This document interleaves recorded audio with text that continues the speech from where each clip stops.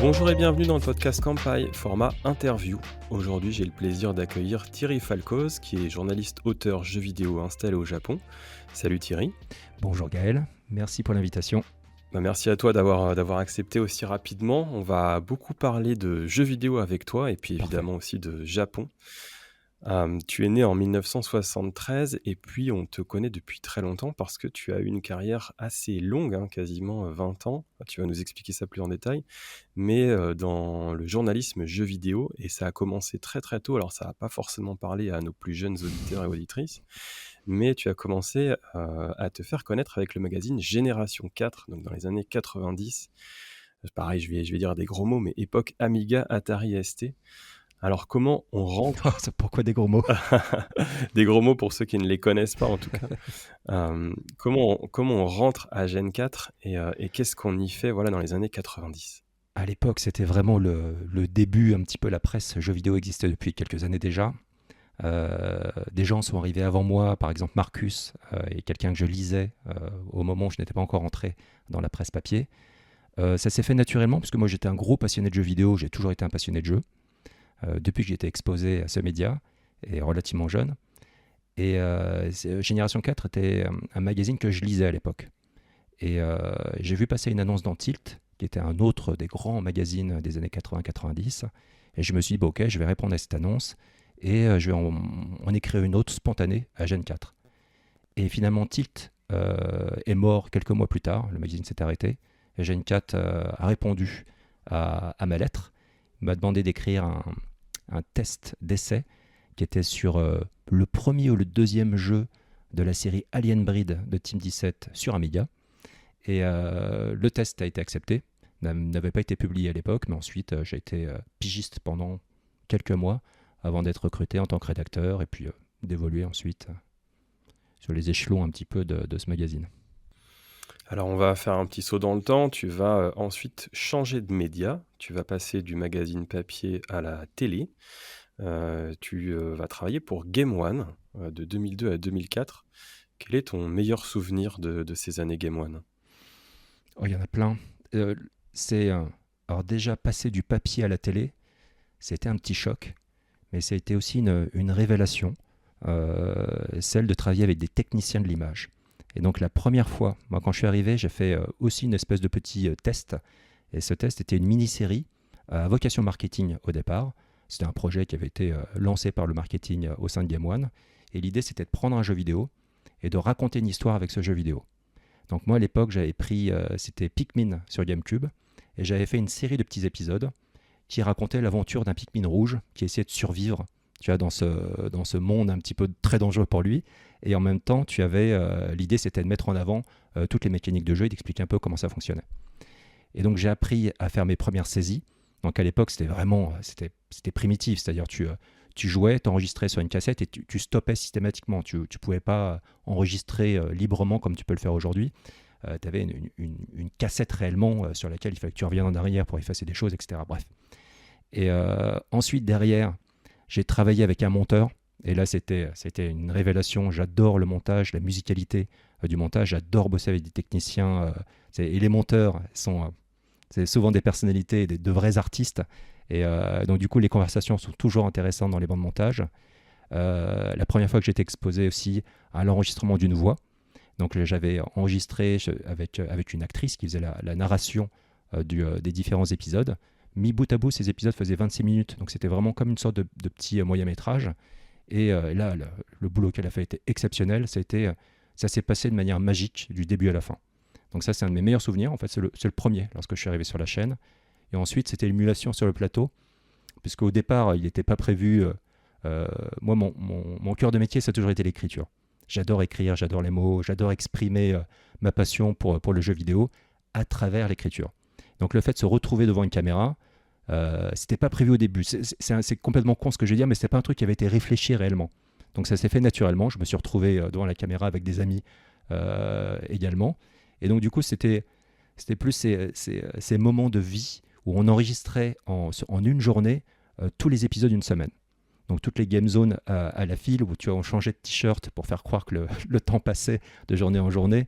Et l'émulation sur le plateau avec tous les techniciens, avec le réalisateur Pierre qui travaille toujours là-bas, avec Julien Toulouch et qui est toujours un animateur incroyable pour la chaîne, et tous les chroniqueurs qui étaient comme moi des gros passionnés de jeux vidéo.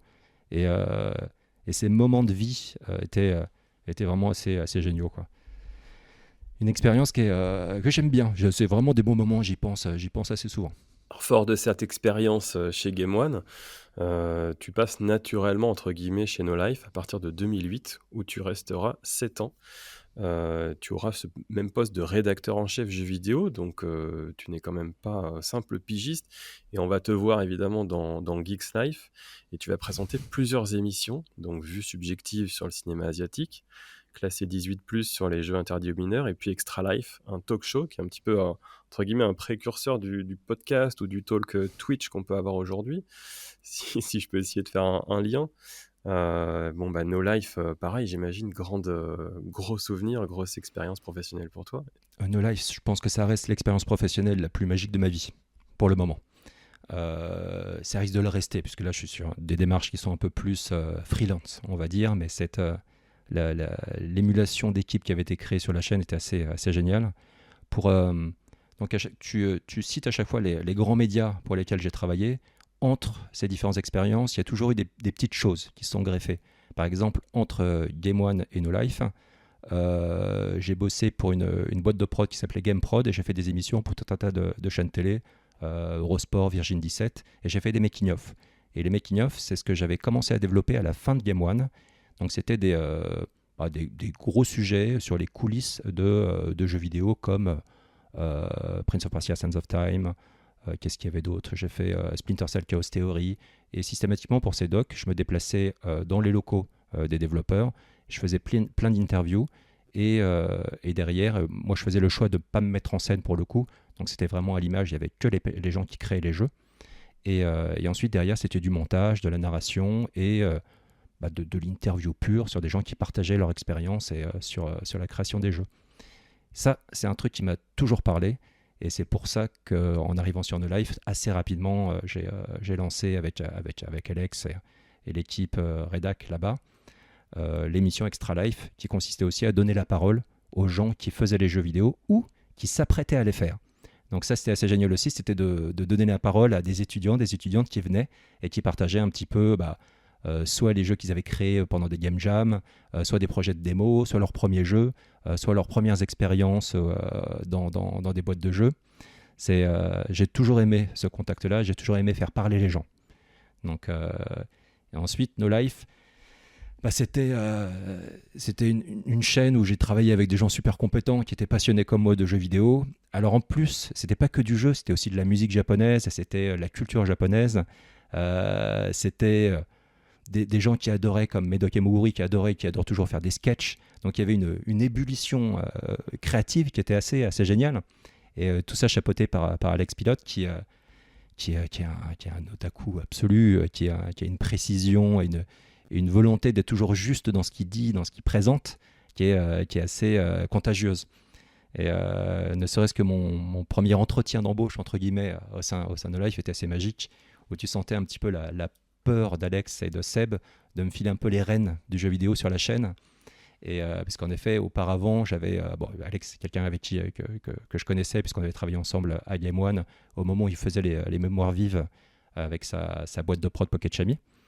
Et donc du coup, quand il avait fait un appel à émission, j'avais proposé Vue subjective, parce que moi j'ai toujours été passionné de cinéma japonais et de cinéma asiatique en général.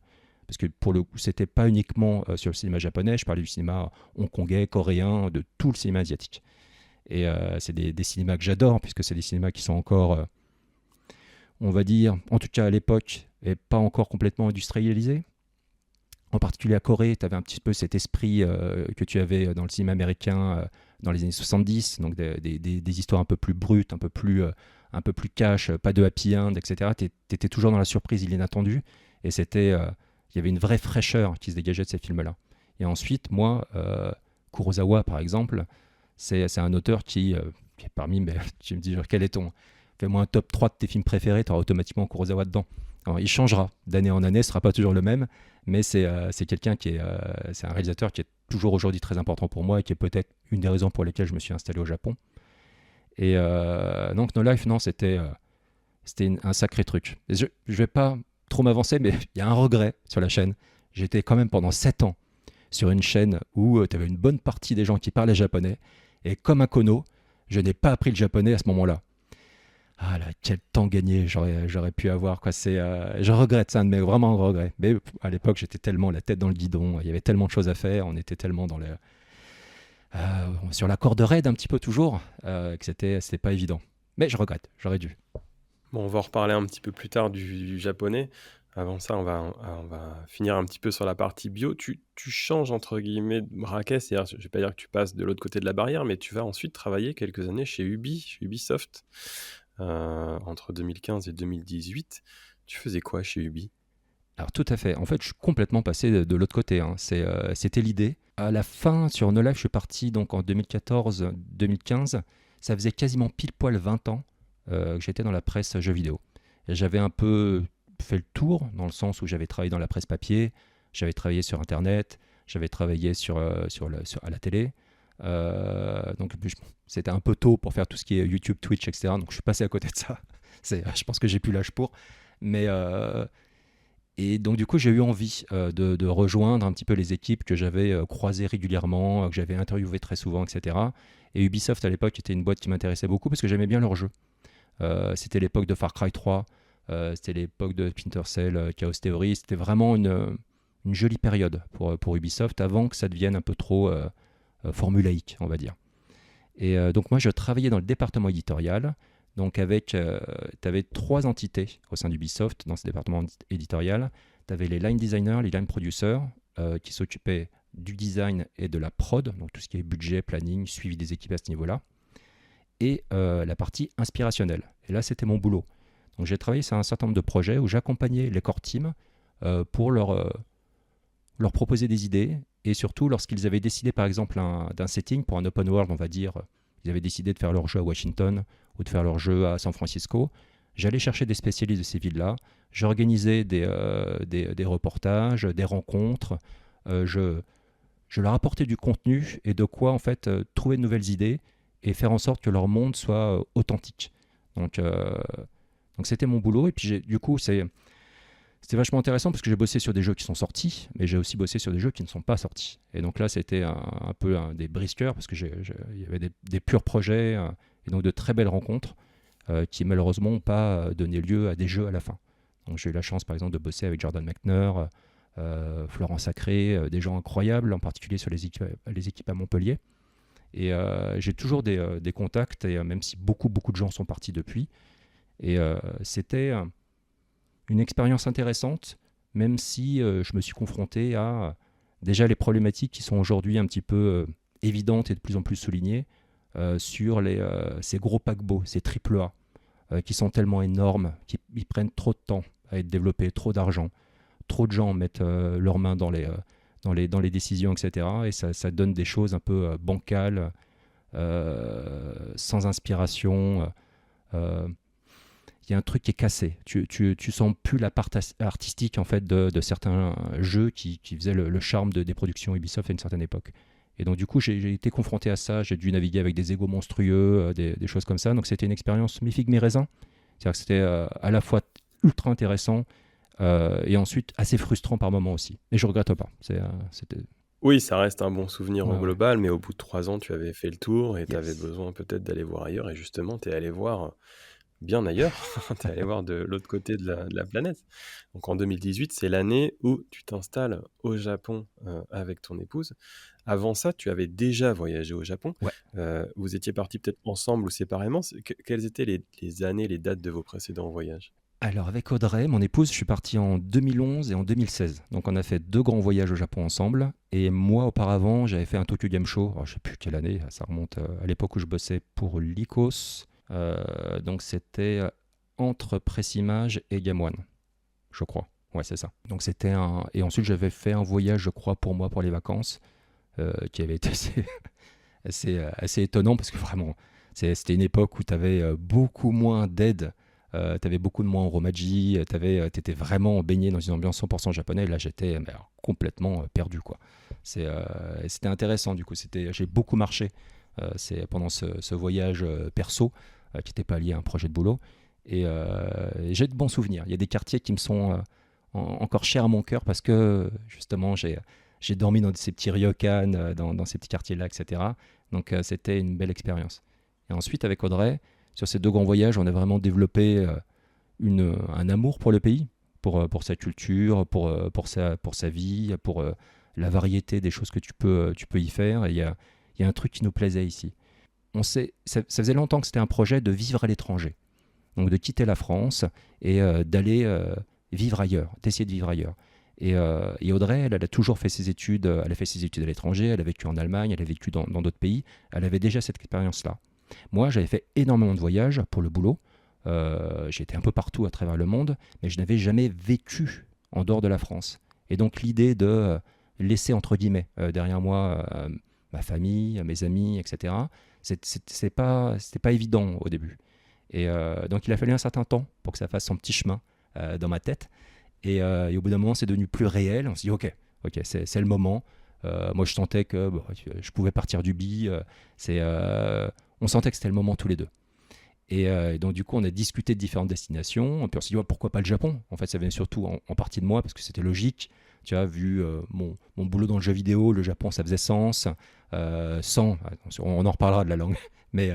Et donc, du coup, Audrey a tout de suite cherché. Donc, là, ça va vite. Et donc, elle a trouvé un taf là-bas. Et ça nous a permis de tous les deux venir dans de très bonnes conditions, s'installer au Japon. Et maintenant, ça fait 6 ans qu'on est là et ça se passe excellemment bien. Ouais, donc tu as un tout petit peu devancé une question, mais c'était Pardon. intéressant, c'est la partie visa. Non, je t'en prie, au contraire, c'est passionnant. La partie visa, donc j'imagine qu'elle est liée à Audrey. Ouais. Mais avant ça, je voulais te demander, est-ce que c'est dur de s'expatrier à 45 ans? Parce qu'on pense toujours à un début d'expatriation qui est alors lié voilà, au PVT, lié à une expérience post-études. Or, ton expérience, elle est particulière, et dans le bon sens du terme aussi, parce que bah, voilà, vous aviez eu un parcours professionnel, un parcours de vie, il y avait toujours cet amour du Japon qui était en filigrane, et puis là, vous avez sauté le pas, mais peut-être plus tard que ce qu'on imagine en général. Et c'est ça qui m'intéresse en fait dans ta réponse qui va arriver, c'est comment on fait à 45 ans pour s'intégrer dans un nouveau pays, tout simplement, en reparlant. On peut même peut-être parler tout de suite de l'apprentissage du japonais, parce que j'imagine que c'est lié. C'est une très bonne question. C'est pas facile, mais en même temps, à 45 ans, tu pars avec on va dire un bagage d'expérience qui te permet de mieux vivre cette transition et de digérer ces changements de manière plus sereine, on va dire. Donc, déjà, t'es un adulte complet, tu as une grosse expérience professionnelle, tu sais à peu près ce que tu veux faire, ce que tu sais faire, ce que tu as envie de faire. Et donc, tu n'es pas dans la recherche à ce niveau-là lorsque tu arrives dans un nouveau pays. Le premier choc pour moi, ça a été de me rendre compte que le Japon, ce n'était pas la destination la plus facile en termes de langue. 3 alphabets, 2000 kanji minimum pour pouvoir lire correctement des magazines, des mangas, etc. Je n'avais pas conscience de l'investissement nécessaire pour commencer à s'exprimer correctement en japonais. Donc lorsque je suis arrivé, très rapidement la décision a été prise de me consacrer à ça. Donc très rapidement, on m'avait contacté pour des projets d'écriture, de livres, etc., que j'avais décliné à ce moment-là en me disant, ok, on va vivre quelques années ici, je vais essayer d'apprendre la langue. Et en même temps, c'était un petit défi personnel. Quand tu dis 45 ans, c'est pas l'âge idéal. Mon cerveau n'est pas une éponge. Quand tu vois les vitesses à laquelle les enfants peuvent apprendre une nouvelle langue, y compris le japonais, c'est assez terrifiant. J'ai vu des enfants d'amis grandir autour de moi. Donc, et à 5-6 ans, ils ont un niveau de japonais qui est, bon, on va le dire clairement, supérieur au mien. Et donc, du coup, c'est assez étonnant. Mais c'était un vrai plaisir de se lancer ce défi-là. Et ça m'a permis d'expérimenter différents types d'apprentissage, différents types d'écoles. J'ai essayé différents livres, j'ai fait de l'immersion, j'ai participé à des salons de discussion dans mon ward, donc à Shinagawa. Donc plein de trucs super intéressants et je trouve que cette langue est magnifique. Ensuite, ça reste toujours un Everest, un Fuji. C'est difficile d'atteindre le sommet. Et en plus, là, avec mes projets d'écriture récents, j'ai l'impression d'avoir vaguement régressé. Tu vois, au début, j'étais quasiment à plein temps, c'est-à-dire je prenais des cours tous les jours de la semaine le matin et l'après-midi, je bossais. Donc, c'est des devoirs, comme à l'école. Et tu avais aussi un truc que j'adore, j'ai retrouvé un peu l'émulation des cours. Tu es avec d'autres élèves, et ces autres élèves sont des étrangers comme toi. Et il y a un petit défi qui se fait. Alors, je ne sais pas si c'est moi qui suis compétitif, peut-être, tu vois, c'est le jeu vidéo qui veut ça, mais tu essaies quand même de ne pas être un blaireau tu vois, en cours. Donc, je bossais vraiment à mort pour avoir mon petit niveau, surtout quand tu voyais que les autres, tu as été supérieurs à toi, parce que, ils étaient peut-être plus jeunes, peut-être chinois par exemple, donc ils avaient un avantage au niveau des kanji qui était assez spectaculaire. Donc, ils avaient, tu vois, il fallait vraiment que tu y ailles quoi, pour commencer à faire des progrès. Donc, ça, c'était un bon moment, j'ai bien aimé. Les profs, j'ai vu des profs qui étaient vraiment formidables. Ça, c'était agréable, tu vois, d'apprendre. Tu avais différents types de personnalités. Donc, où tu retrouvais, genre, à 45 balais, tu retrouvais avec des profs, tu es un peu sévères, qui limite, tu vois, agitent le doigt devant toi en disant « Ah, t'as pas bien bossé ?» Et t'es là « Ouais, j'avais pas trop de temps hier. » Et donc, tu te fais un peu tenser en disant « Ok, je ferai mieux là, je ferai mieux demain. » Donc, c'est assez rigolo de se remettre un petit peu en question à ce niveau-là. Et ça, je pense que ça m'a fait du bien. Et puis, l'air de rien, tu vois, il paraît que l'apprentissage d'une nouvelle langue, ça reconfigure un petit peu tes synapses et c'est très bon pour ton cerveau et c'est une bonne façon de lutter contre un hypothétique, je touche du bois, Alzheimer ou autre dans 20 ans ou 30 ans. Et donc non, c'était très sympa. Ensuite, le Covid a mis un frein à tout ça, a mis un frein à tout ce qui était à ces débuts de connexion avec des Japonais et des Japonaises. Et donc régulièrement, moi je voyais des volontaires que j'avais rencontrés dans le salon de conversation à Shinagawa. Ensuite, je les voyais en dehors de ces réunions-là, en one-to-one, et on switchait, on faisait une partie de la conversation en japonais, et la seconde partie, on la faisait soit en français, soit en anglais, en fonction des personnes. Et donc du coup, c'était un échange comme ça de discussions, et c'est un truc qui me fait vachement progresser, qui m'a donné confiance en moi. Et pendant toute la période Covid, j'ai un peu perdu ce contact et ces conversations régulières. Et là, aujourd'hui, tu vois, pour revenir au cours, je fais beaucoup moins de cours. C'est plus des cours intensifs. C'est une fois par semaine et c'est un cours un petit peu sur le thème de la conversation, une analyse de texte et ensuite tu en discutes. Et ça se fait, via Zoom, quoi. C'est en vidéo. Et ça me manque un petit peu, tu vois, de prendre le métro le matin, d'aller en classe, de discuter un petit peu avant avec les élèves, de rencontrer les profs, d'avoir des conversations entre les cours et d'avoir cette espèce de vie un petit peu scolaire a disparu avec le passage à tout ce qui est remote. Et c'était le cas aussi pendant le Covid. Et ça cassait un petit truc. Ça cassait en fait ces conversations naturelles que tu pouvais avoir avec des Japonaises et des Japonais. Et donc aujourd'hui, il y a des gens que je connais bien, japonais, japonaises, que je presque dire que c'est plus des connaissances que des amis aujourd'hui. Mais j'aimerais bien un jour avoir la possibilité de faire de vrais amis. Et ça passe par au moins tu vois, avoir un bon niveau de japonais, quoi. Donc il faut que je rebosse un petit peu, il faut que je m'y remette un peu plus sérieusement là. Peut-être pour compenser justement ce manque relationnel, même si ça date d'un petit peu avant le Covid, tu as lancé avec tes 3 compères, Marc, Nicolas et Axel, en 2019, le podcast Pixel Bento. Donc c'est une réunion mensuelle de fans de jeux vidéo, pas seulement japonais, mais quand même. Raconte-nous, explique-nous quel est le projet, quelle est l'idée, que ça vous fait énormément plaisir, j'imagine. Et puis nous, on sent votre passion quand on écoute Pixel Bento. Pixel Bento, en dramatisant le truc, je dis quasiment que ça m'a sauvé la vie, dans le sens où pendant 20 ans, j'ai parlé de jeux vidéo. J'ai toujours adoré de parler de jeux vidéo. Pendant ces 3 ans et demi d'Ubisoft, tu vois, j'en parlais toujours, mais ça sortait pas. Tu vois, ça restait en confinement, en interne. Et c'était très intéressant. Quand je suis arrivé au Japon, très rapidement, ça m'a manqué, mais c'est d'une force. Il fallait que je parle de jeux vidéo. Il fallait, tu vois, évidemment, je n'ai jamais arrêté de jouer. J'ai toujours joué.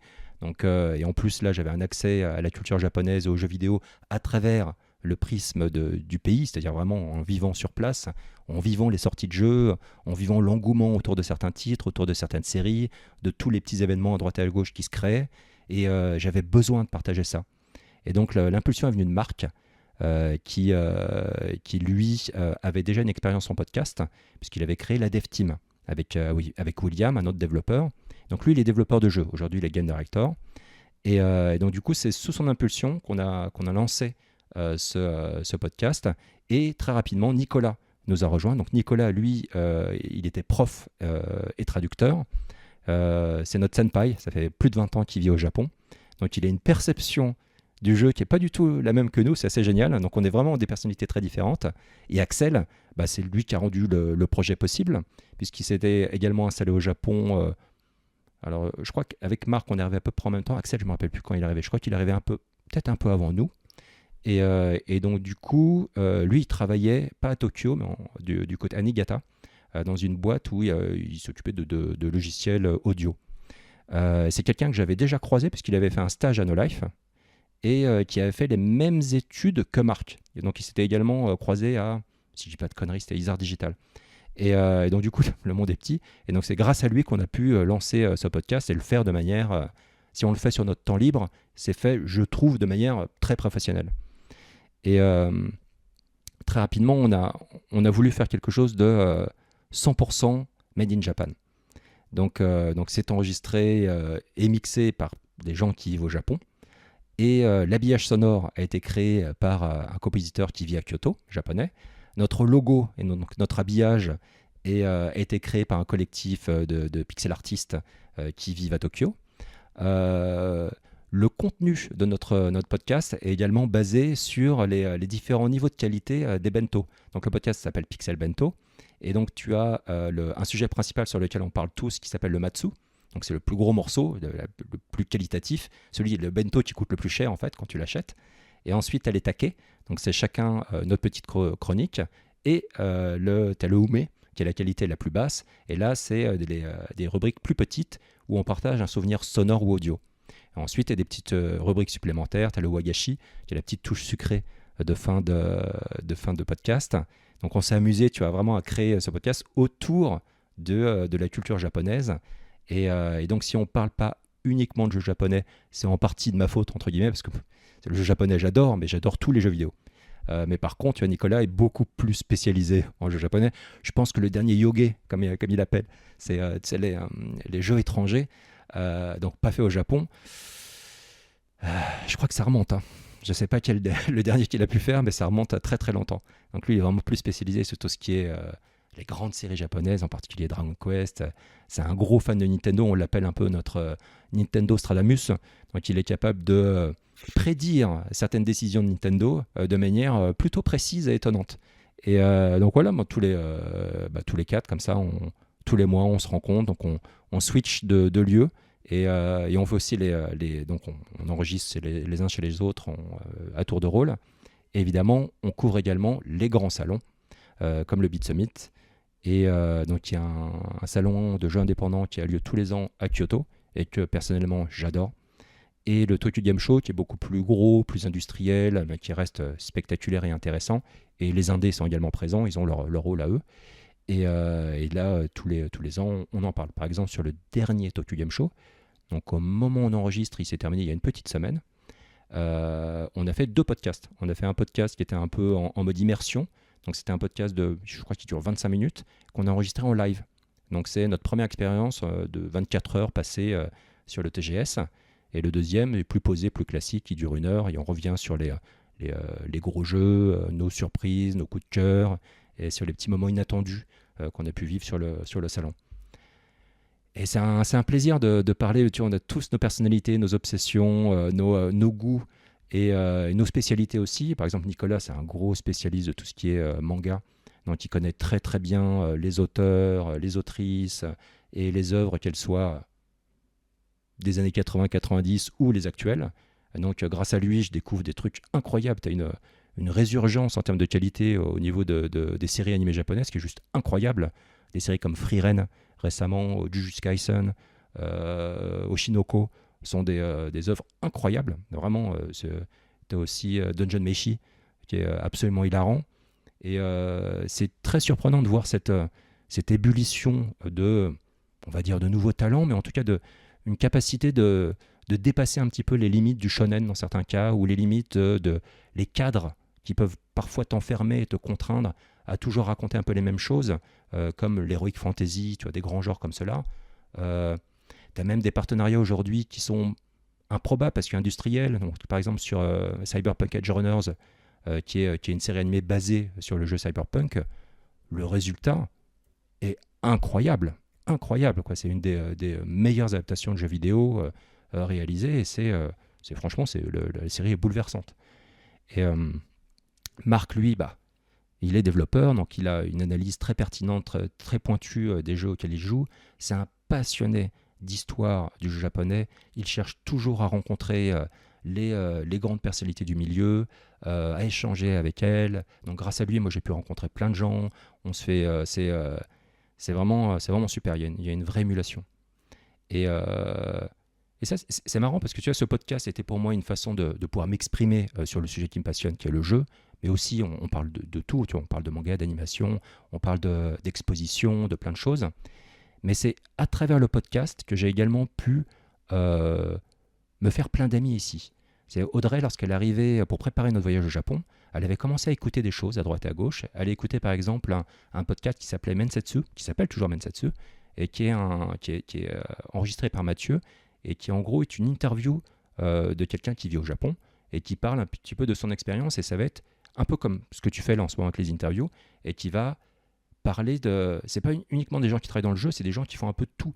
Tu peux avoir quelqu'un qui va faire coiffeuse, coach, guide, plein de choses. Et donc, en le rencontrant lui, en rencontrant son épouse, en rencontrant ses amis, très rapidement, on s'est fait avec Audrey un petit réseau de contacts qui a fait que notre arrivée au Japon s'est fait de manière à la fois très douce, et on s'est senti entouré tout de suite. On parle souvent lorsque tu arrives en tant qu'immigré, tu vois, on n'est pas expat, hein, on vient pas, c'est pas une grosse boîte qui nous envoie ici, on est immigré au Japon. Et donc, tu peux très rapidement te sentir isolé. Tu vois, il y a des choses, une fois la période, la lune de miel passée avec le pays, tu peux te sentir isolé, enfermé. Des choses liées à la France, à ta vie précédente peuvent te manquer très très très fortement. Et donc, grâce à cet entourage qui s'est créé autour de nous, ça a rendu tout ça beaucoup plus facile. Et je considère qu'on a eu beaucoup de chance, et que le travail de préparation qui a été fait par Audrey nous a fait que le début de séjour s'est passé idéalement. Donc, je la remercie beaucoup pour ça. Et je remercie aussi beaucoup tous les gens qui nous ont accueillis à bras ouverts, partagé leurs expériences, lancé des projets avec nous, donc, dont Pixel Bento. Pour moi, c'était salvateur. J'avais besoin de parler de jeu. Alors, Pixel Bento, c'est un podcast, Ouais. mais c'est aussi une newsletter Ouais. à laquelle on peut s'abonner sur ton site thierryfalcos.fr. L'idée, c'était pour toi de garder aussi un pied dans l'écriture, je suppose. Je me suis rendu compte qu'en préparant le podcast, j'écrivais des pages et des pages de notes, et ça ressemblait de temps en temps à des articles.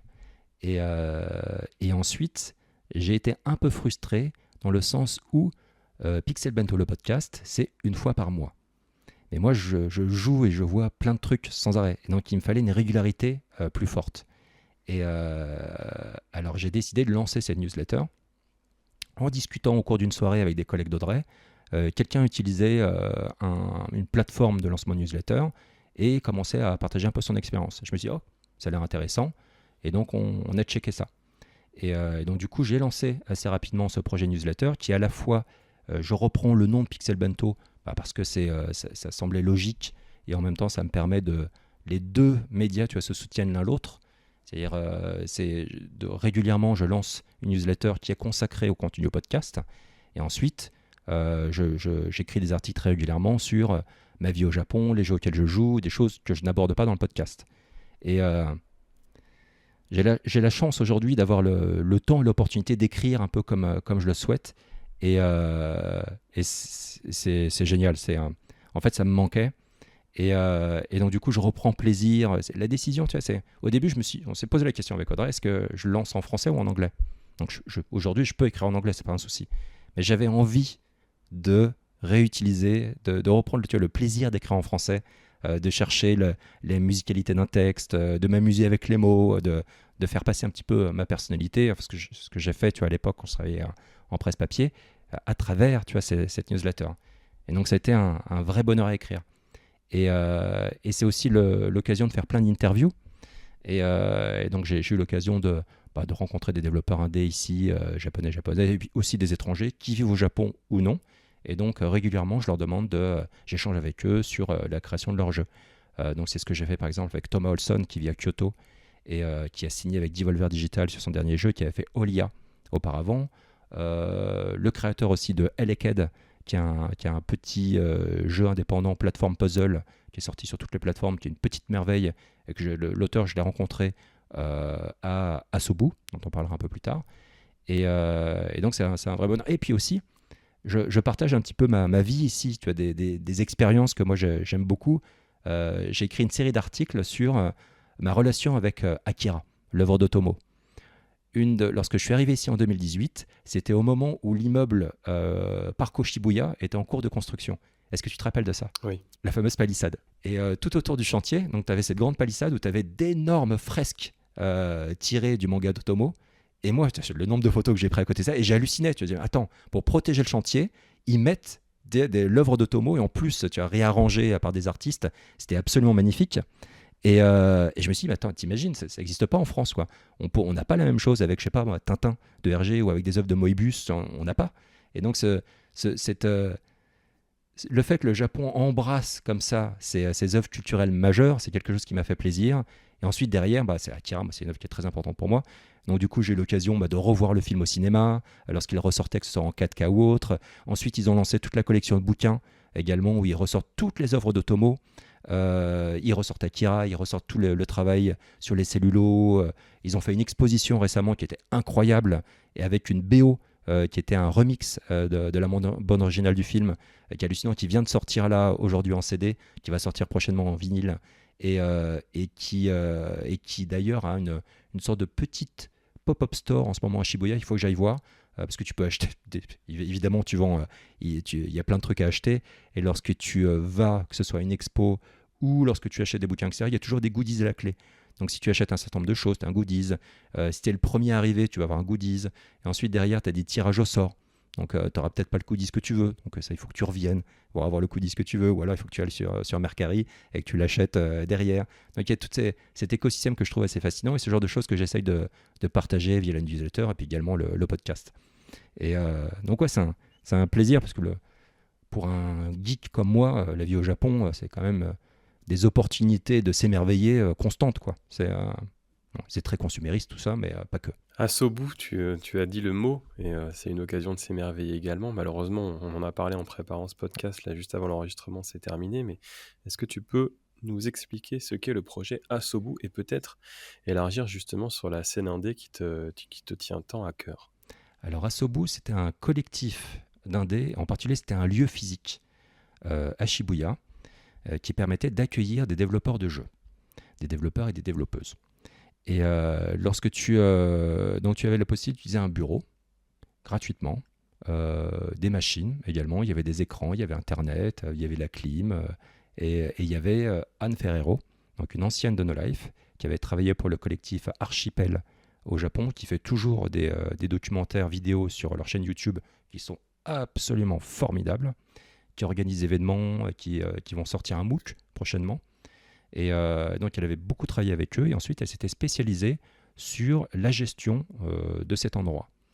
Et donc, grâce à elle, il y a toute des indés qui sont arrivés et qui ont travaillé sur leur jeu, dont le créateur de Eleked, par exemple. Elle avait un stand sur tous les gros événements comme le Beat Summit, le TGS. Et elle organisait aussi des streams et des événements sur Steam, de manière à mettre en avant les créations des gens qui font du jeu vidéo de manière indépendante au Japon. Et donc ça, c'était génial. Donc j'ai demandé, est-ce que je peux utiliser un coin de bureau pour m'installer avec mon Mac et écrire mes trucs, parce qu'à ce moment-là, j'étais sur le projet de livre que je suis en train de terminer aujourd'hui. Et puis j'avais ma newsletter, et puis c'était pour... au bout d'un moment, quand tu travailles de chez toi, tu peux t'isoler de temps en temps. Et ça me manquait, en fait, le contact, de rencontrer des gens, d'avoir ce rythme, tu sais, où tu pars au travail. Donc tu prends les transports en commun, tu as la pause déj le midi, mais tu n'es pas chez toi. Et donc j'ai eu la chance de pouvoir bosser pendant un certain temps, et en plein Covid aussi, il n'y avait personne à ce moment-là, donc j'étais tout seul. J'avais mon bureau tout seul et je pouvais écrire tranquillement. Et ensuite, les gens sont revenus à nouveau et j'ai des pures expériences. Tu vois, j'ai découvert Mario, c'était Mario Wonder avec un vieux monsieur japonais qui faisait ses propres jeux vidéo. Et on a partagé ensemble, tu vois, ses premières minutes de jeu. Et c'était assez excellent de voir ses réactions. Et moi, ça me permettait de communiquer en japonais également et d'avoir sa perception, lui, en tant que japonais, de cette franchise culte avec laquelle il a grandi autant que moi, mais lui dans le pays où ça a été créé. Et c'est des petits moments qui étaient assez magiques. Il y avait des soirées aussi où tout le monde se réunissait, échangeait leurs projets, présentait leurs jeux. Donc j'ai eu l'opportunité d'essayer plein de choses, plein de prototypes. C'était super, quoi. Et malheureusement, ça a fermé là, depuis quelques mois maintenant, puisque Anne est partie travailler dans le manga. Et malheureusement, la structure ne lui a pas survécu. Derrière, il n'y avait pas suffisamment d'envie des gens qui avaient l'argent pour faire perdurer le projet. Donc, mais le fait que ce projet-là ait existé, c'est déjà super. Mais j'aurais aimé que ça puisse continuer. Je pense que c'est nécessaire parce que des développeurs indés au Japon, il y en a plein. Il suffit que tu ailles sur le Beat Summit. Et là, tu vois, récemment, le Tokyo Game Show. Franchement, des salons, j'en ai fait une tonne. C'est quasiment la première fois. Je suis arrivé dans l'espace indé. Donc, c'était un hall dédié où tu avais aussi, c'est là où tu as les boutiques de Square Enix, etc., où tu peux acheter tes goods. Et tu as une grosse partie qui est consacrée aux indés. Et j'ai été quasiment étouffé par le nombre de stands de jeux. Et je ne savais plus où donner de la tête. Je ne savais pas par où commencer. C'était assez terrifiant. Je me disais, putain, j'ai quasiment, j'ai quelques heures là. Je ne vais pas pouvoir tout voir. C'est impossible de tout voir.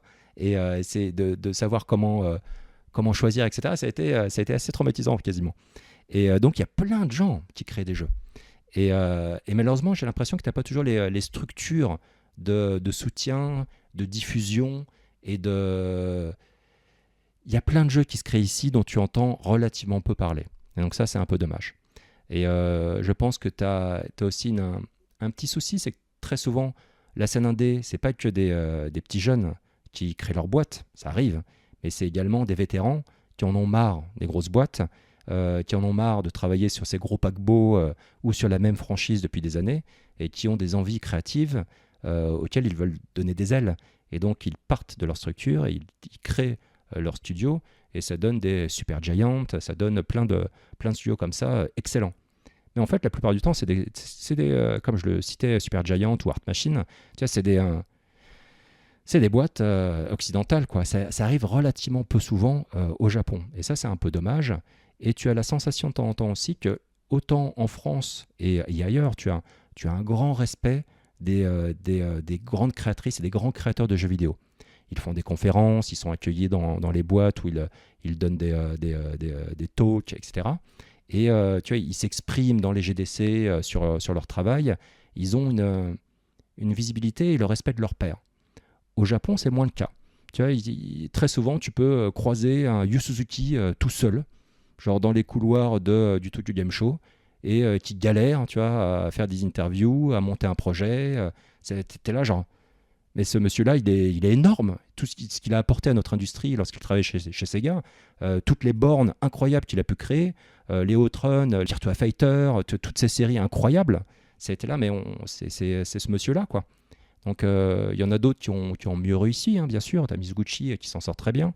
Mais tu as l'impression que c'est pas évident toujours. Et de temps en temps, tu as même cette... alors, je ne sais pas quoi c'est dû exactement, mais tu as des vétérans qui ont travaillé pendant des années dans une boîte. Et en fait, ils n'osent pas, en interview, citer les jeux sur lesquels ils ont bossé. Comme si quelqu'un allait leur casser les genoux. Tu as dans les couloirs du Tokyo Game Show, genre non, il faut surtout pas parler de son expérience précédente, il faut pas que je donne des noms, il faut pas que je dise la boîte pour laquelle j'ai bossé. Et c'est assez étonnant parce que c'est un truc qui m'arrive assez souvent. Tu vas sur le Beat Summit et tu vas rencontrer un monsieur, souvent c'est un monsieur, cinquantaine d'années, habillé, alors soit habillé en mode salaryman ou habillé au contraire en mode cosplayer complet. Et en fait, ce monsieur-là va te présenter son jeu, donc il a fait indépendant tout seul chez lui. Et ensuite, tu comprends en discutant avec lui, ah d'accord, il travaille pour une grosse boîte de jeux. Et il te demande, surtout, cite pas ma boîte, hein, je fais ça sur mon temps libre. Et donc, tu as cette dichotomie, ce truc où tu es là, ok, il y a des envies créatives qui sont un peu... tu les sens un peu enchaînées à un système. Et j'ai l'impression que s'il y avait des aides de l'État peut-être ou des structures d'accueil plus établies, on aurait un souffle qui serait assez excellent. Parce que le jeu japonais, il est quand même unique et formidable. Et c'est toujours un pays qui crée des genres. Tu vois, le Souls-like, il vient du Japon. Tu as des trucs qui aujourd'hui résonnent et parlent à tout le monde. Et les grandes franchises, même si bon, elles commencent à s'user un petit peu, elles restent là. Et tu as quand même des jeux qui continuent à te surprendre. Et tu as cette espèce de folie dégagée par certains titres japonais qui sont uniques aux œuvres japonaises. Tu as un Final Fantasy VII Rebirth, ça peut être fait qu'au Japon. C'est ce jeu qui est pour moi une merveille. Ça part dans tous les sens, c'est d'une richesse et d'une générosité folle. C'est hilarant, c'est stupide, c'est non-sensique, c'est beau, c'est touchant, c'est tout à la fois, quoi. C'est un pays qui a une activité et un amour pour le jeu vidéo qui est assez incroyable, quoi. Et donc de temps en temps, tu dis ok, c'est dommage qu'il n'y ait pas plus d'initiatives sur des petits projets. Parce que je pense qu'aujourd'hui, on a tous besoin de ces petits projets. Et c'est là où très souvent, on va trouver notre bonheur. Dans le sens où on a moins en moins de temps pour jouer à des gros titres qui vont te demander 150 heures pour être finis. Et très souvent, en fait, c'est le même jeu qu'avant, mais avec peut-être légèrement plus joli, avec d'autres mécaniques de plus, etc. Donc là où les structures plus petites te proposent vraiment des choses originales et différentes.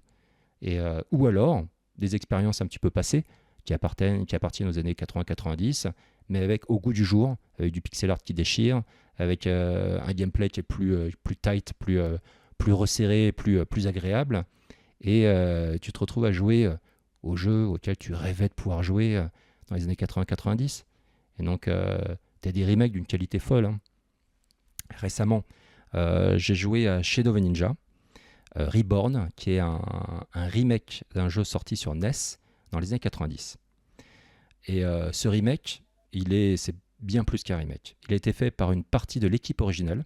Donc c'est des, entre guillemets, papis. Il faut que je fasse gaffe en disant papis parce qu'en fait, ils sont un peu plus vieux que moi, mais pas beaucoup plus. Et donc des Oji-san, et qui du coup rebossent sur le jeu sur lequel ils avaient commencé dans l'industrie. Et le jeu, il est incroyable. Il est donc là où c'est un remake, c'est pas un remake moderne, c'est-à-dire qu'ils ont fait un portage du jeu comme s'il avait été adapté sur Mega Drive ou Neo Geo, plus Neo Geo. Tu vois, ils parlent d'un remake 16 bits d'un jeu 8 bits, mais en fait, quand tu revois les graphismes, c'est plus 32 bits. Donc c'est un pixel art qui est super beau, super joli. Et quand tu discutes avec ces messieurs, tu te rends compte que le pixel artiste de l'époque, c'est le même qui a bossé sur le jeu. Il a fait tous les graphismes en 2 ans, ce qui est aberrant, c'est ouf, qu'il a fait les visuels promotionnels des clear files qui sont donnés sur le petit stand de Tokyo Game Show. T'as un talent fou qui est là. Et une efficacité qui est assez dingue et qui est pas le truc qui ressort le plus facilement lorsque tu parles des grosses boîtes comme les Square Enix, Konami, Sega, où la structure japonaise, hein, c'est un peu lent. Le processus de décision, il est pas évident. Il y a des choses qui prennent beaucoup trop de temps, quoi. Mais là, alors pour les petites structures, les petites équipes comme ça peut aller très vite et le résultat, il est là, quoi. Donc, et ensuite, tu as toutes les expériences qui sont incroyables. Quand tu vas au Beat Summit, tu as aussi des petits coins où ça va être des jeux avec des manettes improbables. Donc, ce n'est pas des projets commerciaux, c'est des projets où les gens font ça pour le délire. Ils vont te proposer une façon différente de jouer à un jeu vidéo. Alors, par exemple, ça va être, tu vas avoir une NES, une vieille NES, et il va falloir taper sur la NES, taper sur la console pour la faire bugger. Et quand tu l'as fait bugger, tu fais comme ça, tu fais avancer ton personnage.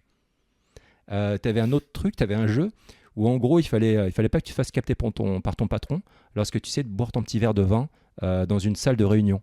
Et donc le jeu, c'était juste des petits rideaux que tu écartais avec les doigts. Et c'était ça ton interaction. Tu avais une autre interaction, c'était un jeu, il fallait que tu scannes des codes barres à toute vitesse.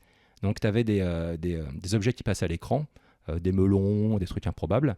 Et il fallait que tu scannes à toute vitesse tous les petits barcodes qui sortaient de la machine qui étaient connectés au jeu. Et tu pouvais faire ça en coop, à 2, et il fallait que tu t'organises pour scanner les trucs le plus vite possible, etc. C'est juste hilarant.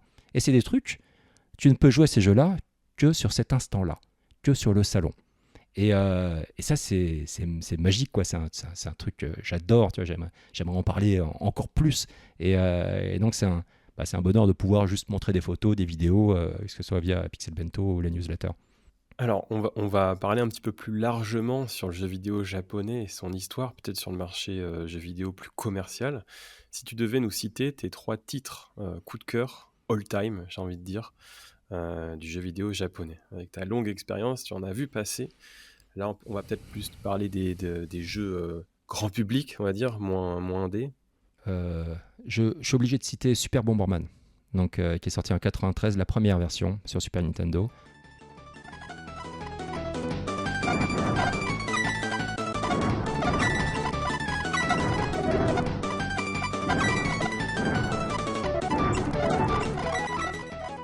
Parce que c'est un souvenir de rédac. Donc c'était à l'époque de Génération 4. C'était dans une boîte, une maison d'édition qui s'appelait Presse Image. Et donc tu avais Gen 4, mais tu avais d'autres magazines. Tu avais des magazines consoles.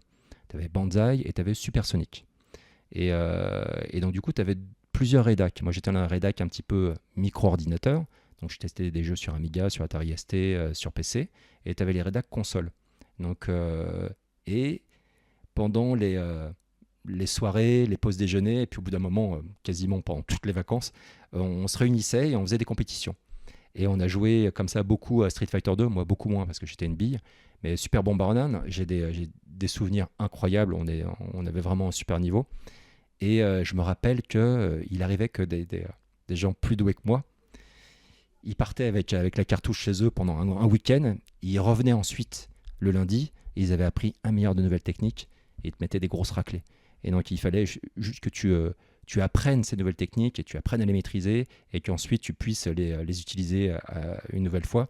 Et comme ça, il y avait une compétition constante et c'est un jeu qui permettait une créativité dans, on va dire, la liquidation des autres joueurs qui était juste magique et absolument hilarante. Et tu avais des techniques vraiment un petit peu cachées, même si, tu vois, ensuite, quand j'ai eu l'occasion de voyager au Japon, j'ai été chercher ces petits guides de l'époque et j'ai bien vu dans les guides de Super Bomberman que les développeurs te parlaient de ces techniques qu'on utilisait, donc ils savaient qu'elles étaient là. Par exemple, comme l'allumage infini qui te permet de pousser une bombe dans une flamme et comme ça elle explose tout de suite, mais toi tu as le temps en poussant la bombe de te cacher.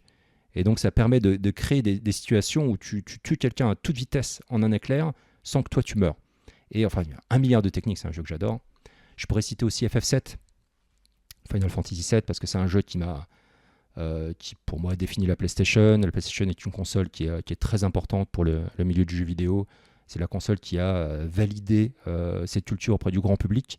Moi, quand j'ai grandi un peu comme un alien. C'est-à-dire que j'étais celui qui jouait aux jeux vidéo et en fait personne jouait aux jeux vidéo. Donc c'était un peu le nerd, quoi, le geek, le mec qui restait chez lui, qui jouait aux jeux. Et tu vois, c'était une époque où tu cachais ta console derrière la télé. Tu la montrais pas fièrement. La PlayStation a tout changé. La PlayStation, tu la montrais, elle était devant ta télé et tout le monde a commencé à jouer. C'était plus un loisir de niche, c'était le loisir de tout le monde. Ce qu'il a toujours été au final. Et donc ce jeu-là, je pourrais citer un jeu plus expérimental. Je suis obligé de citer Super Mario World.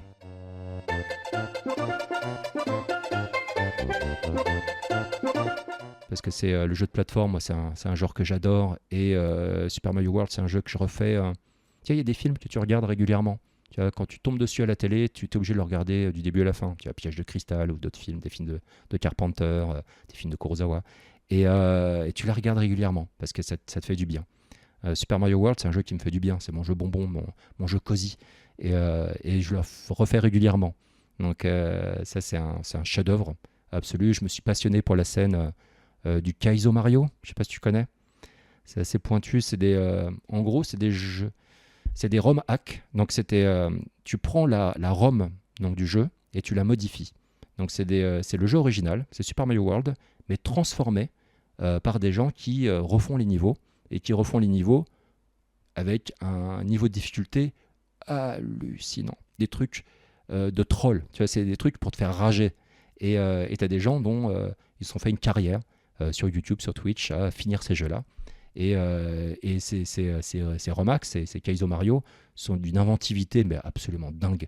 Les gens qui font ces œuvres-là, d'ailleurs le Kaizo Mario est parti du Japon, c'est des gens qui aujourd'hui, c'est dingue parce que ils ne veulent pas être connus. Donc les premières personnes qui ont modifié, à l'époque c'était Super Mario Bros 3, qui ont créé le premier Kaizo Mario, tu ne sais pas exactement qui c'est. Donc c'est quand même fou. Et je pense que c'est lié aussi avec le flou lié au fait de modifier un jeu qui appartient à un éditeur. Mais malgré tout, c'est un phénomène qui me fascine. Il y a plein de phénomènes que j'ai découverts en étant au Japon. Et je pourrais citer Rez aussi.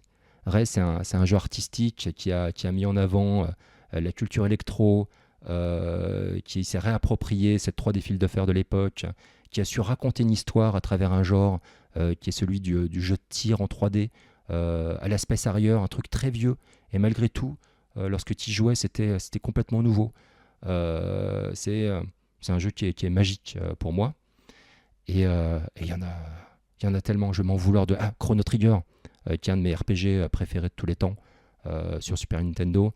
Un jeu qui m'a fait pleurer, un jeu où j'ai des souvenirs très très forts de moi en train d'y jouer dans ma chambre, en train de rager sur le boss de fin parce que j'avais pas compris comment on jouait exactement, et le système de faiblesse je l'exploitais pas. Je pense que j'ai dû passer 45 minutes sur le boss, alors qu'en fait le boss tu le tues normalement beaucoup plus rapidement que ça.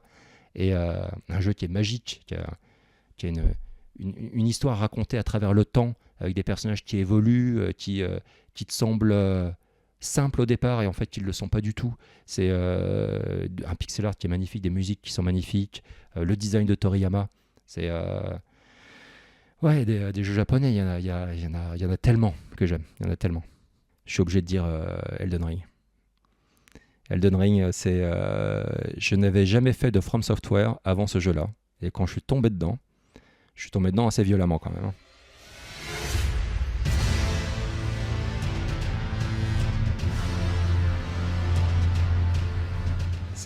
J'ai passé beaucoup de temps dessus. Et c'était un bonheur. Tu vois, cette approche de l'open world à la fois intransigeante, mais accessible, riche en détails, avec une texture, une folie, une approche de la dark fantasy, d'une histoire que tu racontes à travers son passé et des gens qui ont été démolis par ce passé. Tu affrontes des créatures qui sont dramatiques. Tu as qui sont plus l'ombre d'elles-mêmes. Tu as comme des créatures rendues folles, tu vois, par le passé, par la guerre, et d'un design majestueux. C'est une expérience de jeu qui va rester longtemps. Et il faut que tu m'arrêtes là, parce que sinon je vais enchaîner de jeu en jeu et ça va pas se finir. Alors au contraire, je vais même ouvrir le sujet, je vais te proposer de faire le même exercice sur les mangas et sur le cinéma japonais.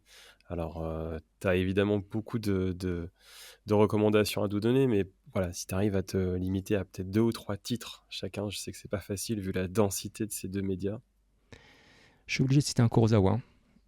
Je vais pas citer les 7 samouraïs, même si les 7 samouraïs, pour moi, c'est une œuvre somme. C'est-à-dire que c'est pas un film, c'est 10 films, 10 genres mélangés en un film. C'est un film, à chaque vision, tu redécouvres quelque chose. Tu vas t'apercevoir que tu étais passé à côté d'un petit élément subtil. Tu vas t'intéresser davantage à l'un de ces samouraïs et suivre son parcours qui est bouleversant. C'est un film où un personnage secondaire qui n'aura qu'une apparition de quelques minutes à l'écran va te faire pleurer. C'est un film où tu as Toshiro Mifune, l'acteur fétiche de Kurosawa, qui livre une prestation d'une énergie, et il passe de tout. Il joue le pitre dans le film, et c'est le personnage le plus touchant du film. C'est un personnage qui à un moment donné révèle son humanité et sa colère dans une scène qui est juste explosive. Mais je veux aussi parler Kurosawa est très connu pour Yojimbo qui a donné lieu à Pour une poignée de dollars, donc, de Sergio Leone, donc un film qui est en fait un repompage complet de Yojimbo. D'ailleurs, l'Ato à l'époque avait attaqué en justice Sergio Leone. Il a dû payer des amendes pour avoir volé le principe du film. Mais je veux plus parler du suivant, Sanjuro, qui est un des films les plus drôles que j'ai pu voir de Kurosawa, puisque tu as ce personnage du Ronin, donc du samouraï sans maître, qui se retrouve avec une tripotée de jeunes étudiants, entre guillemets, de jeunes samouraïs plein de verve, d'envie de sang et d'idéaux. Et en fait, lui, c'est quand même le vieux blasé, et ce contraste entre ces gamins et lui est juste mais absolument délicieux. Et avec une scène, un combat final qui est parmi un des combats les plus marquants de l'histoire du cinéma japonais. J'aime beaucoup le Shambhala, le film de sabre japonais. J'aime vraiment beaucoup, donc il y a plein d'auteurs que j'adore. Je pourrais pas te citer, mais je vais switcher, je vais passer à un autre genre quand même, parce que là sinon je vais m'enfermer dans ce genre-là. Je suis obligé de citer, je vais pas te citer Ghibli, même si j'adore le travail de Miyazaki et Takahata. Je vais pas te citer Ghost in the Shell, je vais pas te citer Akira, je vais te parler davantage de Mind Game. Je sais pas si tu as vu Mind Game. Alors le Oui. studio existe toujours et je crois qu'ils ont une nouvelle série animée qui va arriver. Et ils avaient fait, ils font pas mal de choses régulièrement. Ils avaient fait toute une série qui s'appelle Tatami Galaxy, qui est juste formidable, qui est hilarante, d'une inventive visuelle folle. Mais Mind Game, donc c'est un long métrage animé qui suit l'histoire d'un malheureux personnage qui se fait tuer au début du film et qui va devoir entre guillemets revivre sa vie, rencontrer Dieu, s'échapper du ventre d'une baleine avec une équipe de pouilleux naufragés qui vivaient à l'intérieur de la baleine, avec une scène où il s'enfuit de la baleine est une des plus belles scènes à la fois hilarantes et touchantes que j'ai vues, moi. Alors tout, tu vois, on parle plus d'animation, là, on parle juste d'œuvre visuelle, point. Qui, à chaque fois que je la vois, la scène m'emporte par à quel point ça peut être, c'est brillant. Ça me rappelle vraiment, tu as une autre série comme Fooly Cooly, que j'adore beaucoup, la première, en 6 épisodes, qui est pour moi qui est juste de la poésie animée. C'est une série qui est très obscure, c'est-à-dire tu vas en parler avec quelqu'un, il va pas du tout avoir vu la même chose que toi, parce que c'est juste de l'interprétation. Et du coup, c'est des œuvres où tu mets beaucoup de toi. Et lorsque tu en parles, en fait, tu parles de toi, très souvent. Donc c'est très intéressant quand on parle avec des amis chers. Ça donne lieu à des conversations qui sont d'une richesse vraiment intéressante. Manga. Je vais pas parler de Dragon Ball. Même si Dragon Ball, tu as la première série quand il est tout petit, avec l'armée rouge, etc. C'est pareil, tu vois, c'est une série bonbon. Moi, je peux la relire, j'adore son trait. Feu Toriyama. C'est un truc qui définit une partie c'est curieux parce que je l'associe à mon enfance, mais c'est une œuvre que j'ai découvert, j'étais plus jeune adolescent. Tu vois, moi j'ai grandi avec Recrea 2, quoi. J'ai grandi avec il y avait quoi? Il y a Goldorak, Albator, Cobra. Est-ce que tu te rappelles de Chao et Gordo? C'est une série avec des petits chiens. Voilà, c'est des vieilles séries japonaises. Et moi, j'ai grandi avec ça. Et donc, ouais, j'ai perdu le fil de mes pensées, du coup. Mais, ah oui, Ah non, un c'est très manga. intéressant. Ah, difficile. J'ai pas réfléchi plus que ça avant. Je vais rester sur Dragon Ball. Je vais le regarder après, mais je vais rester sur Dragon Ball. Du classique. Bon, si jamais il y en a d'autres qui te reviennent, hein, tu m'interrompras et puis tu donneras d'autres titres références, mais Ouais. on a déjà beaucoup à manger. Ce que tu as cité, alors j'encourage, enfin, j'ai vu la plupart de ce que tu as cité, j'encourage tous nos auditeurs à aller voilà, voir, lire, jouer à ce que tu as cité, parce que là, on est sur du très très lourd. Je reviens sur toi. Tu as parlé tout à l'heure d'un projet de livre qui est quasiment abouti. Est-ce que tu peux nous en parler? Oui. Donc, c'est un livre que j'ai signé avec Feur d'édition, donc un éditeur spécialisé dans tout ce qui est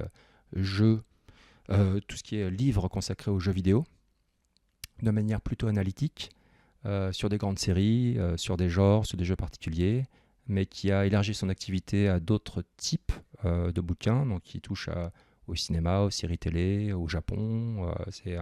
Mais ils restent très... on va dire que leur cœur d'édition reste le JRPG. Je pense que c'est leur premier amour et ça reste important. Mon bouquin n'est pas sur une série japonaise, c'est sur un studio qui s'appelle Art Machine, qui est un studio qui a développé un jeu qui s'appelle Hyper Light Breaker, qui est un des grands succès de Kickstarter, donc qui est issu du financement participatif et qui est une réinterprétation très personnelle, assez difficile et avec un pixel art, une direction artistique en termes de pixel art qui est juste exceptionnelle et qui est inspirée de Zelda. Et, euh, et ça, c'est aussi un jeu qui est issu, c'est pour ça que je regrette également la disparition de Asubu. C'est que très souvent, je ne sais plus qui disait ça, c'est une vidéo YouTube que j'ai vue récemment, et où la personne parlait du fait que très souvent, on citait des jeux indépendants, on citait des auteurs ou des autrices indépendants, mais on oubliait que souvent ces personnes-là étaient issues de collectifs. Et en l'occurrence, les gens qui ont fait Hyper Light Drifter sont issus d'un collectif basé à Los Angeles qui s'appelle Glitch City, qui existe toujours. Et c'est dans cet endroit-là où les développeurs se sont rencontrés, se sont associés et ont lancé ce projet. Et depuis, le studio a lancé Solar Ash, qui est un jeu magnifique où tu fais du skateboard sur des nuages en affrontant des monstres géants. C'est une set de Jet Set Radio Future mélangée avec du Mario Galaxy. C'est une petite bombe qui malheureusement n'a pas rencontré le succès escompté. Et là, en ce moment, ils sont en train de développer Hyper Light Drifter et ils ont annoncé récemment un Metroidvania magnifique qui s'appelle Protectors. Donc mon bouquin, ça va être à la fois un livre sur l'histoire du studio et des développements. Donc j'ai fait l'interview de plein de gens qui ont travaillé sur ces différents projets. Et ça va être aussi un artbook où on va pouvoir mettre en avant l'esthétique absolument magnifique de ces jeux. Hyper Light Drifter, c'est clairement un de mes jeux indés préférés. Aujourd'hui, tu as une scène indé qui est d'une vivacité hallucinante. Mais si je devais te citer mes derniers grands coups de cœur, 90% d'entre eux vont être des jeux indépendants, faits de manière indépendante ou ont plus la taille d'un double A que d'un triple A. Tu vois, je vais te citer des jeux comme Hades, des trucs que tout le monde connaît parce qu'ils ont, Dieu merci, rencontré leur public. Des jeux comme Hades, des jeux comme Hollow Knight. Tu vas avoir également Blasphemous. Pour remonter un peu plus dans le temps, du Super Meat Boy, du Fez qui est un de mes jeux favoris de tous les temps. Plus récemment, Animal Well. Il y a une tonne de jeux. Il y a encore, tu vois, j'ai fait un article sur la Pile of Shame. Donc ces jeux que tu achètes ou que tu as envie de faire. Parce que cette Pile of Shame, tu vois, cette pile de la honte, elle est aussi cérébrale. C'est pas uniquement ta liste de jeux qui t'attend soit en boîte à côté de ta Switch ou sur ta liste de jeux téléchargés sur Steam. C'est aussi les jeux que tu as entendu parler. Des gens t'ont dit, mais putain, c'est le meilleur jeu que j'ai fait de ma vie. C'est le GOTY de 2022, 2023, etc. Et toi, tu es là, ok, il faudrait que je le fasse un jour. Et en fait, il te reste dans la tête et tu n'as jamais le temps parce qu'il y a toujours de nouvelles merveilles qui sortent. Et donc, cette Pile of Shame ne cesse de grandir. Et donc, tu as une tonne de jeux indés que j'ai encore envie de faire. Et ne serait-ce que cette année, tu vois, j'ai pas joué à Balatro, quoi. Balatro, c'est le jeu, mais d'un autre côté, je suis un petit malin. Parce que bon, je sais que si je commence à jouer à Balatro, je vais jouer qu'à Balatro. Je vais arrêter tout le reste. Voire ma newsletter va partir en retard. Bref, ça va être une catastrophe. Donc, non, j'adore cette scène-là. Qu'est-ce que tu aimes le plus en vivant au Japon? Et qu'est-ce qui te manque de la France? Et peut-être plus largement, est-ce que vous avez réfléchi avec ton épouse à rester au Japon pendant combien de temps? Peut-être finir vos jours ici ou au contraire, à terme, retourner en France? C'est un sujet pour vous? Bien sûr, c'est un sujet, on en parle. Aujourd'hui, on se sent bien ici. Donc, on est parti pour rester encore quelques années. Ensuite, il y a les aléas de la vie. Il y a, si ma famille a besoin de moi, il va falloir, je rentrerai en France s'il le faut, quitte à ce que ce soit juste pendant quelques mois, quelques années, mais je pense que je serai peut-être amené à revenir ici. De plus en plus, tu sais, on a cette sensation où au début, quand tu rentres en France, tu rentres chez toi, et ensuite, au bout d'un moment, lorsque tu rentres en France, c'est en rentrant au Japon que tu rentres chez toi. Et tu vois, le Japon nous manque lorsqu'on passe un mois complet en France. Donc on est ravis évidemment de voir nos familles, nos amis, ça passe trop vite, mais la vie qu'on a développée ici, elle nous manque aussi. Donc parmi les choses qu'on aime le plus, moi j'adore les onsen, donc ces sources d'eau chaude où c'est ultra agréable. Moi j'aime bien me poser, juste réfléchir et chiller. Et j'ai des souvenirs magiques de onsen donc en extérieur où il neige. Au-dessus de ton bac d'eau chaude, tu as des branches couvertes de neige. Le poids fait que la neige tombe dans l'eau chaude. Là, tu as de la vapeur qui part, etc. Et tu changes de bain, tu passes d'un bain à l'autre en marchant dans la neige.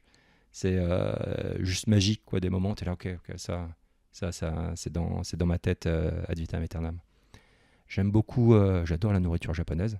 Alors moi je suis un bon français aussi, hein, tu vois, j'aime bien la bouffe française aussi, donc elle me manque. Et il y a des choses qui me manquent, comme des trucs aussi bêtes que, ça va être con, hein, mais ça va être le pain et le saucisson, même si tu trouves du très bon pain ici, mais c'est pas en bas de chez toi, tu vois, il faut que tu marches un petit peu, donc c'est moins évident. Mais la variété des restaurants ici est assez incroyable. Je découvre encore des choses, il y a encore des choses que je sens que je ne maîtrise pas encore. Mais je m'y mets tout doucement. On a encore plein de choses à visiter. Le Japon, c'est plein de régions très différentes, avec des gens très différents, avec des paysages très différents. Donc on s'est pas mal baladé, mais il nous reste encore, tu vois, Kyushu, on connaît assez peu. J'ai toujours pas fait l'île qui est tout en bas de Kyushu, qui aurait inspiré Princesse Mononoke. Donc il y a des endroits comme ça que j'ai envie de visiter. Hokkaido, on n'y était qu'une fois, j'ai envie de mieux connaître cette île-là. Euh, il y a plein de... Mais j'aime beaucoup, tu vois, si je devais conseiller des destinations, ce serait souvent des villes onsen. Tu vois, une ville comme Kinosaki, pour prendre une plus connue, ou alors Kusatsu Onsen, qui est moins connue, et qui est une ville où tu as un courant d'eau qui traverse la ville, donc avec plein, tu as des ryokan, et tu as plein de petits onsen différents, tu peux passer de l'un à l'autre, etc., qui proposent des bains à différentes températures, dans des décors différents, qui sont assez magnifiques. Et ce courant d'eau qui traverse la ville, et évidemment c'est de l'eau chaude, et donc tu as sans arrêt de la vapeur qui est soulevée tout autour, et tu as l'impression de marcher, tu vois, dans une espèce de brouillard, comme si tu étais sur les cimes d'un volcan. Et la nuit, tout est illuminé, et donc tu as une ambiance très différente. Et tout au bout de ce cours d'eau, tu as des escaliers qui montent vers un temple, dans des grands escaliers, et en fait sur les marches, de temps en temps, tu as des fresques, hein, qui vont dessiner le mascotte de la ville, un samouraï, ou parfois des choses un peu plus publicitaires. Donc ça, tout ça, j'aime beaucoup. J'aime beaucoup marcher. Je pense à L'homme qui marche de ce manga très connu. Et en fait, c'est vrai que se balader dans les rues de Tokyo, c'est très agréable. En fonction des quartiers, t'as pas du tout la même sensation. Euh, Il y a un truc qui est très paisible dans ce pays. Il y a des petites choses que tu verras assez rarement en France qui font plaisir. Je suis toujours surpris et j'espère que je serai ces personnes-là.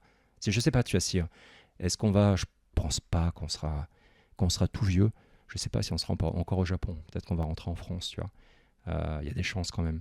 Mais j'aime bien de voir les personnes âgées ici, tu vois, se marcher, ramasser les feuilles, tu vois, se balader dans les parcs. Je sais pas, il y a un truc qui est vraiment sympa.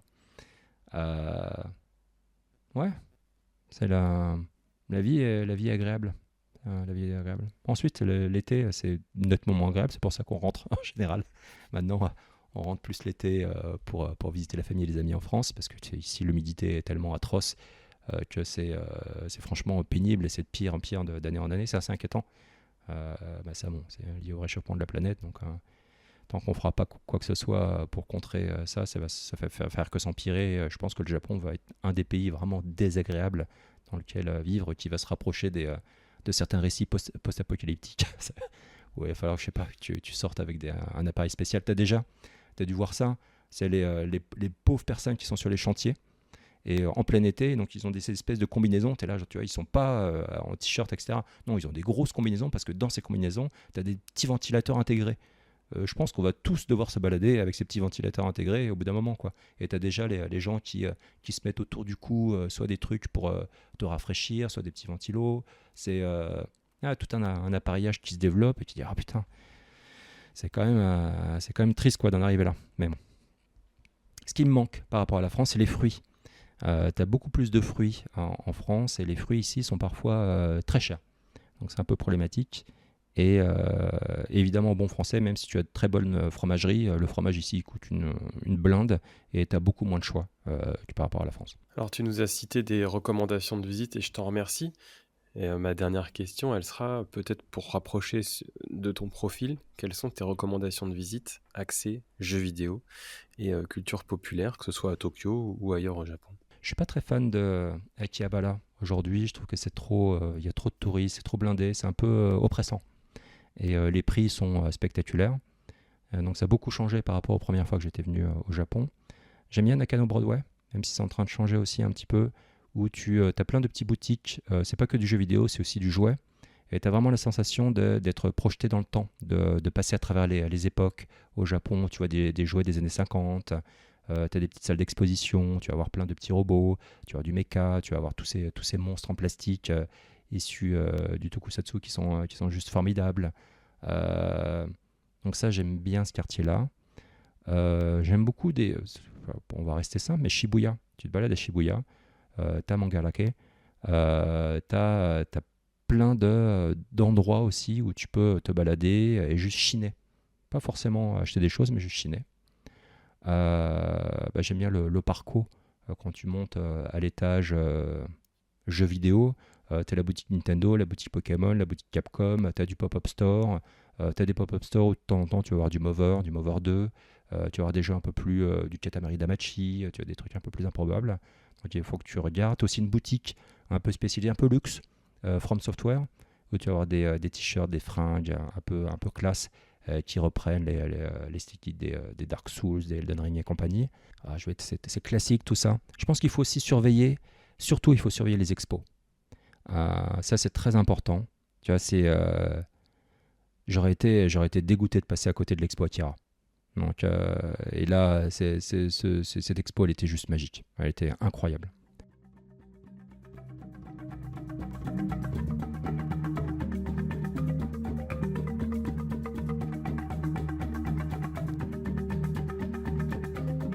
Et donc ça, vu que c'est un pays où tu as un vrai amour pour les œuvres de la pop culture, du coup, tu as le pire et le meilleur. C'est-à-dire, le meilleur, c'est que tu as plein d'événements liés à cette culture. Et le pire, c'est que très souvent, c'est très consumériste. Et deux, c'est pris d'assaut. Donc, il arrive fréquemment que qu'il n'y ait pas de place, quoi. Tu fais des loteries pour essayer d'avoir une place et tu peux pas parce que tu gagnes pas la loterie. Ou alors, il faut vraiment que tu choisisses un jour de la semaine avec une horaire improbable. Et encore. Tu vois, pour se faire une expo de Jujutsu Kaisen ici, accroche-toi, c'est pas évident.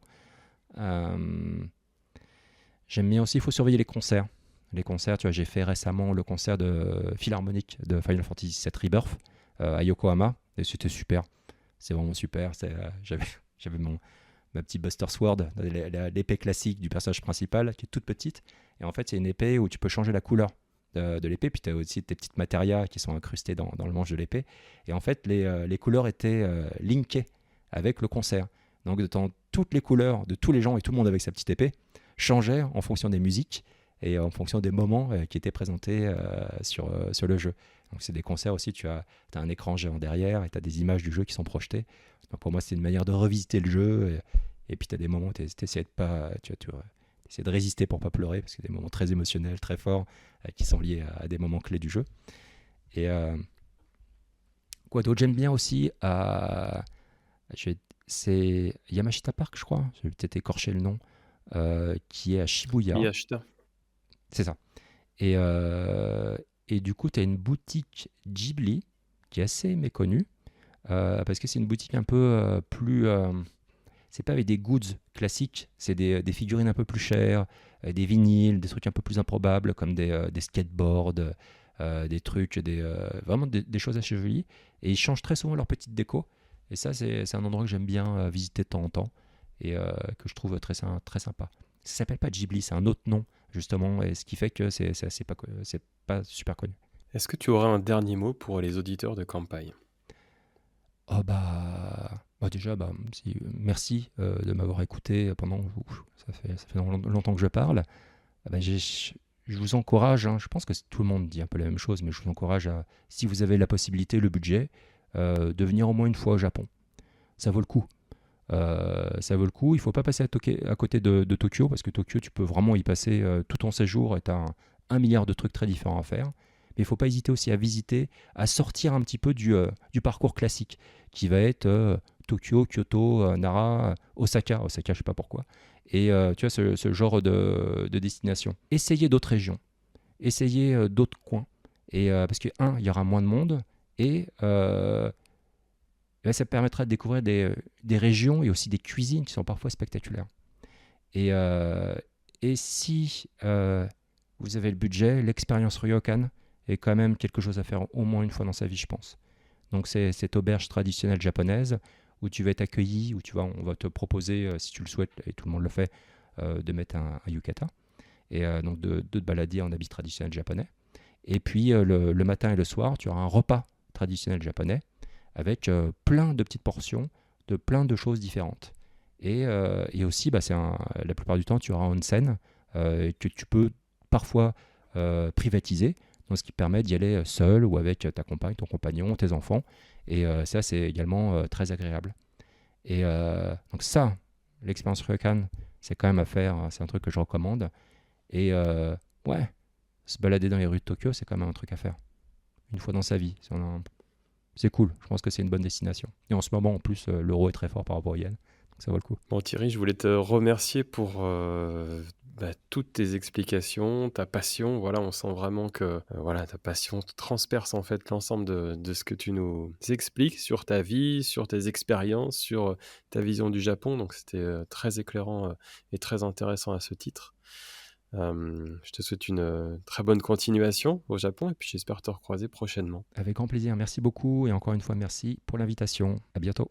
Merci, à bientôt sur Kanpai. Retrouvez plus d'interviews Japon sur nos podcasts.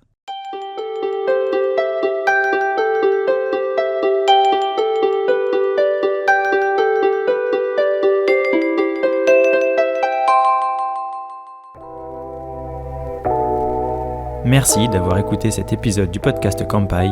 Nous espérons qu'il vous a plu et que vous en avez appris plus sur le Japon. N'oubliez pas de vous abonner sur votre plateforme de podcast préférée, de nous noter 5 étoiles si vous le souhaitez, et on vous dit à bientôt pour le prochain épisode.